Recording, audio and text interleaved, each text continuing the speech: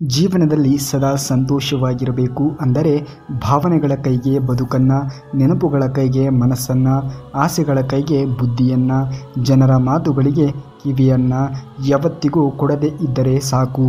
ಸುಳ್ಳು ಹೇಳುವವರಿಗೆ ಉಪಾಯ ಜಾಸ್ತಿ, ಸತ್ಯ ಹೇಳುವವರಿಗೆ ಅಪಾಯ ಜಾಸ್ತಿ. ನೀನು ಆಸೆ ಪಟ್ಟಿದ್ದು ಸಿಗಲಿಲ್ಲ ಅಂತ ನೀನು ಬದಲಾದರೆ ಪ್ರಯೋಜನವಿಲ್ಲ. ನಿನ್ನ ನಿರ್ಧಾರವನ್ನು ಬದಲಿಸು. ಇಂದಲ್ಲ ನಾಳೆ ನೀನು ಆಸೆ ಪಟ್ಟಿದ್ದು ಸಿಕ್ಕೇ ಸಿಗುತ್ತದೆ. ಕೆಲವರಿಗೆ ಪ್ರೀತಿ ಎಂದರೆ ಅನುಮಾನ, ಕೆಲವರಿಗೆ ಅದು ಸಂಬಂಧ, ಇನ್ನು ಕೆಲವರಿಗೆ ಅದು ಸೆಂಟಿಮೆಂಟ್. ಆದರೆ ಅದು ನನಗೆ ಒಂದು ಪುಟ್ಟ ಜಗತ್ತು. ನೀವು ಯಾರೊಬ್ಬರ ದುಃಖಕ್ಕೆ ಕಾರಣವಾಗಿದ್ದರೆ ಅವರನ್ನು ನಗುವಂತೆ ಮಾಡುವುದು ನಿಮ್ಮ ಕರ್ತವ್ಯ. ನೀವು ಏನು ಮಾಡುತ್ತಿದ್ದೀರಿ ಮತ್ತು ಅದು ನಿಮ್ಮನ್ನು ಎಲ್ಲಿಗೆ ಕರೆದೊಯ್ಯುತ್ತಿದೆ ಎಂದು ನಿಮಗೆ ತಿಳಿದಿದ್ದರೆ ಜೀವನವು ಆಸಕ್ತಿದಾಯಕವಾಗಿರುತ್ತದೆ. ಮಾತನಾಡಿ ಕೆಟ್ಟವರು ಅನಿಸಿಕೊಳ್ಳುವುದಕ್ಕಿಂತ ಮೌನವಾಗಿದ್ದು ಅರ್ಥವಾಗದೆ ಉಳಿದು ಬಿಡುವುದೇ ಒಳ್ಳೆಯದು. ಬದುಕು ಒಂಥರ ಭಾವಗೀತೆ ಇದ್ದ ಹಾಗೆ, ಕೇಳಿದಷ್ಟು ಕೇಳಬೇಕು ಎನಿಸುತ್ತದೆ, ಹಾಗೆ ಬದುಕಿದಷ್ಟು ಬದುಕಬೇಕು ಎನಿಸುತ್ತದೆ. ಜನರು ಹೇಳುತ್ತಾರೆ ಇದು ಅಸಾಧ್ಯ. ನೆನಪಿನಲ್ಲಿ ಇಟ್ಟುಕೊಳ್ಳಿ, ಇದು ಅವರಿಗೆ ಮಾತ್ರ ಅಸಾಧ್ಯ, ನಿನಗೆ ಅಲ್ಲ.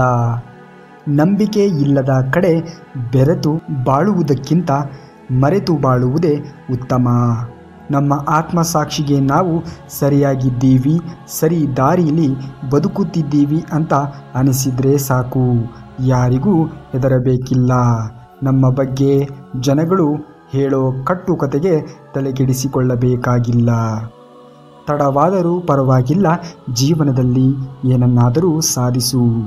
ಜನರು ನಿನ್ನ ಬಗೆಗಿಂತ ನಿನ್ನ ಯೋಗ್ಯತೆಯ ಬಗ್ಗೆನೇ ಜಾಸ್ತಿ ಕೇಳುತ್ತಾರೆ. ಸುಳ್ಳು ಹೇಳುವವನು ಲಕ್ಷ ಹೇಳುತ್ತಾನೆ, ಏಕೆಂದರೆ ಅವನ ಹತ್ತಿರ ಲಕ್ಷ ಕಥೆಗಳು ಇರುತ್ತವೆ. ನಿಜ ಹೇಳುವವನು ಒಂದೇ ವಿಷಯವನ್ನು ಪದೇ ಪದೇ ಹೇಳುತ್ತಾನೆ, ಏಕೆಂದರೆ ನಿಜ ಎನ್ನುವುದು ಒಂದು ಮಾತ್ರವೇ ಇರುತ್ತದೆ. ನಮ್ಮನ್ನು ಯಾರೇ ತಿರಸ್ಕರಿಸಲಿ ಅಥವಾ ಸನ್ಮಾನಿಸಲಿ ಹೆಚ್ಚು ಸಂಭ್ರಮಿಸುವ ಅವಶ್ಯಕತೆ ಇಲ್ಲ, ಯಾಕೆಂದರೆ ಯಾವುದು ಕೂಡ ಶಾಶ್ವತವಲ್ಲ. ಮನಸ್ಸು ಬಯಸುತ್ತೆ ಒಂದು ಪರಿಸ್ಥಿತಿಯ ಆಚರಣೆಯಲ್ಲಿ ಸಿಗುವುದೇ ಇನ್ನೊಂದು. ಹೊಸ ಪರಿಚಯ ಆದಾಗ ಹೇಗೆ ಮಾತನಾಡಿಸಬೇಕು ಅನ್ನೋ ಜನ ಅದೇ ಪರಿಚಯ ಹಳೆದಾದ ಮೇಲೆ ಹೇಗೆ ದೂರವಾಗುವುದು ಅಂತ ಯೋಚಿಸುತ್ತಾರೆ. ಇಷ್ಟೇ ಈ ಪ್ರಪಂಚ. ನಮ್ಮ ಮನಸ್ಸಿಗೆ ತುಂಬ ಇಷ್ಟ ಆದವರು ನಮಗೆ ನೋವು ಮಾಡಿದರೆ ಅವರ ಮೇಲೆ ಕೋಪ ಬರುವುದಿಲ್ಲ, ಆದರೆ ಕಣ್ಣೀರು ಮಾತ್ರ ಬಂದೇ ಬರುತ್ತದೆ. ಕೋಪದಲ್ಲಿ ದೂರ ಹೋದವರು ಮರಳಿ ಬಂದರೂ ಬರಬಹುದು, ಆದರೆ ನೋವ ಮನಸ್ಸಿನಲ್ಲಿ ಬಚ್ಚಿಟ್ಟು ನಗು ನಗುತ್ತಾ ದೂರ ಹೋದವರು ಎಂದಿಗೂ ಕೂಡ ಮರಳಿ ಬರುವುದಿಲ್ಲ.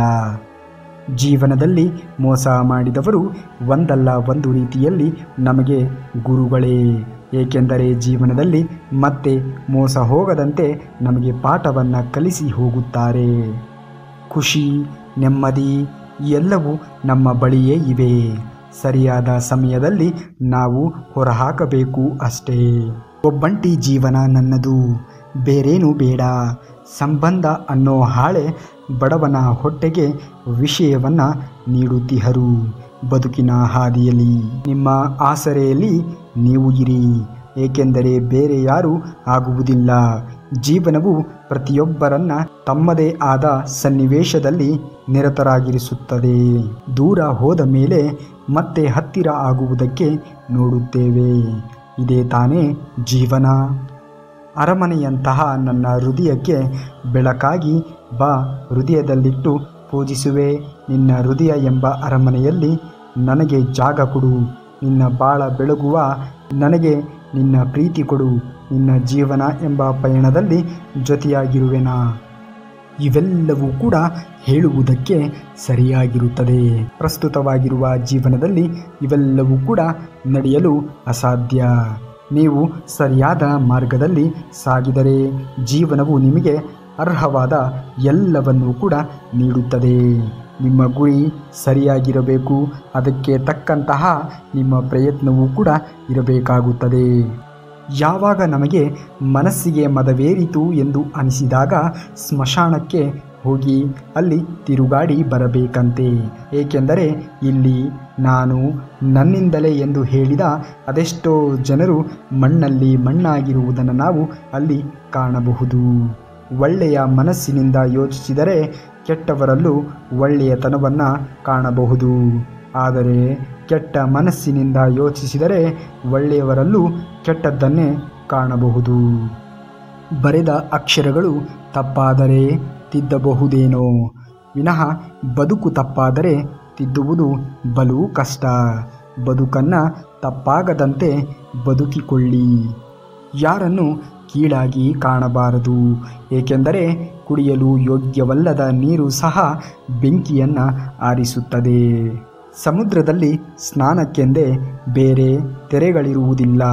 ಬಂದ ತೆರೆಗಳಿಗೆ ತಲೆಯೊಡ್ಡಿ ಸ್ನಾನ ಮುಗಿಸಬೇಕು.